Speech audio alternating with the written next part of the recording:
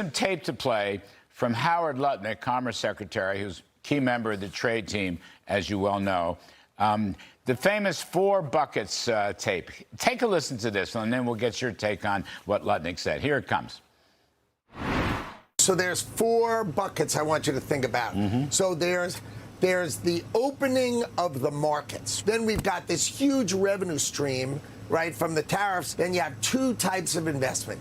You have classic foreign direct investment, right? And then the last piece, and this is new, and this was maybe the coolest thing I've ever worked on in my whole life. We got Japan gave us $550 billion.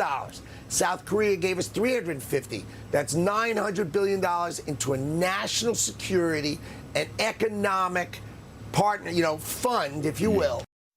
All right, so first up, what do you think about that synopsis, the 4 buckets, particularly the last one that Howard drew attention to? This is the so-called buy down, lower tariffs in return for some more governmental investment for whatever, technology or national security or whatever the reason is. What do you think, Senator? Well, Larry, Howard's absolutely correct. And the most important thing that people understand is exactly what he said, the 4th bucket, the Security and Economic Fund.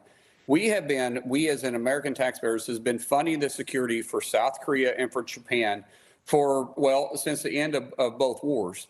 And all their development with their technology in conventional warfare has come from the United States taxpayer dollars. We've developed it. And then we subsidize them to be able to buy the equipment back from it, which means they never actually buy it. We just give them the money and they turn back around and give it to us. President Trump said this when he was Trump 45. He said that, why are we funding them? They're a wealthy nation. They should be paying us to help secure their nation. We don't have to subsidize them anymore. The wars are over. Their economy is standing up. For them to finally say, we're not just going to help fund a security fund, but we're also going to do an economic fund, which means starting to pay for the development of the technology where conventional warfare is going here inside the United States. That is huge. That means that taxpayer dollars are no longer just funding being the national police or the world police and at home and abroad. It is a huge, huge, huge investment for us. I think, part of this is, look, they've been taking advantage of for years. I think President Trump is saying, you have to pay a little toll to do business in the greatest economy in the world. You haven't in the past, but you're going to have to start now. But the other thing is, I think that he wants these governments and private investors, all right, government and private investors, to build factories here in strategic areas. I talked about this in my riff, sir. I talked about it with our friend Laura Ingraham at the top of the show. As much as anything, I think President Trump wants factories built, because that employs the blue-collar worker, more take-home pay and so forth, more innovation, more advanced technologies. Joseph Schumpeter called it gales of creative destruction. We got to build more factories, and we got to do it in these strategic areas. I think that has a lot to do with it, Senator Mullin.